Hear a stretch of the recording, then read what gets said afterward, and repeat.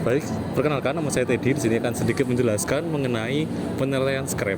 Nah, di sini saya akan menjelaskan mengenai sedikit yaitu penilaian scrap, yaitu merupakan salah satu jenis barang bekas. Pada umumnya, barang bekas memiliki dua jenis, yaitu barang bekas yang masih dapat digunakan serta barang bekas yang tidak dapat digunakan lagi. Nah, scrap ini pada umumnya merupakan barang bekas yang sudah tidak dapat digunakan lati.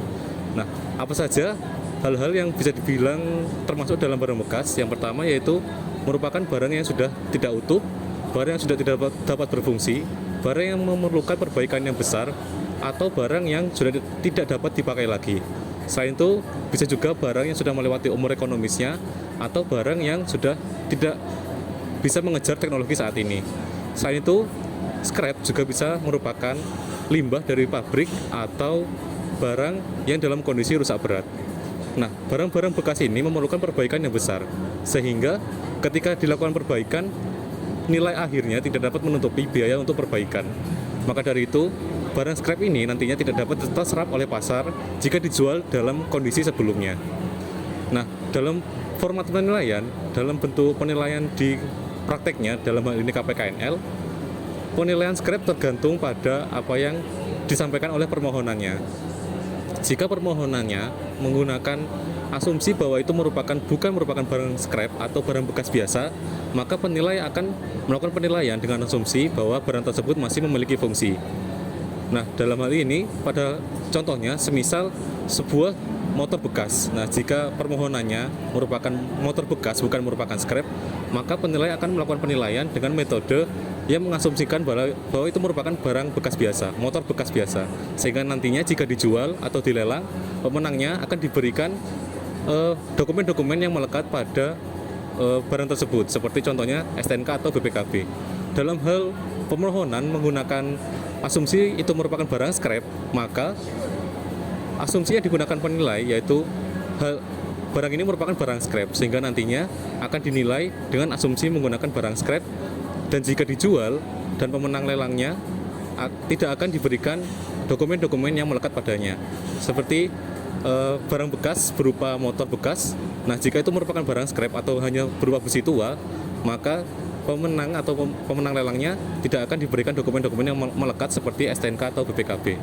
Nah, contoh-contoh barang scrap ini bisa antara lain seperti besi tua atau monitor jadul, monitor lama, atau seperti bangkai kapal.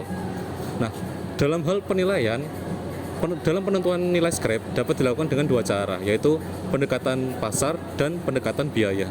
Pendekatan pasar dilakukan dengan melakukan perbandingan dengan jenis scrap pada area sekitar yang memiliki spesifikasi yang sejenis serta sebanding. Nah, setelah ditemukan objek pembanding, maka dilakukan pembobotan, penyesuaian, serta dilakukan rekonsiliasi untuk menentukan nilai pasar dari barang scrap tersebut.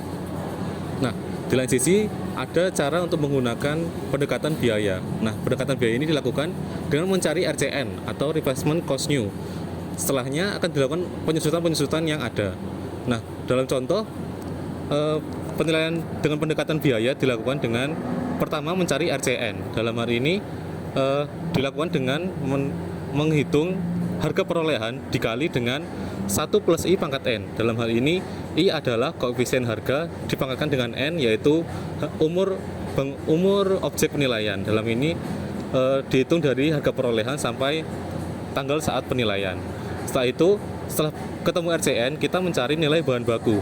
Nilai bahan baku didapatkan dengan mengalihkan RCN dengan 1 min P. Dalam hal ini, P adalah penyesuaian atau penyesuaian fisik dari barang scrap tersebut.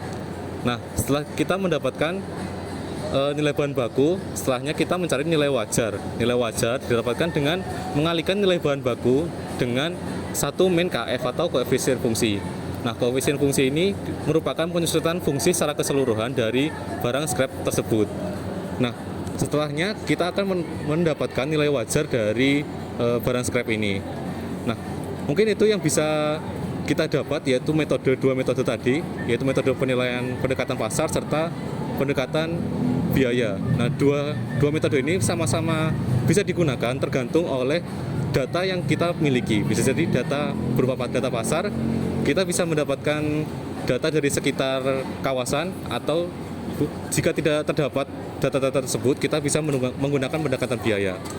Nah, mungkin itu yang bisa saya sampaikan. Kurang lebihnya mohon maaf. Wassalamualaikum warahmatullahi wabarakatuh.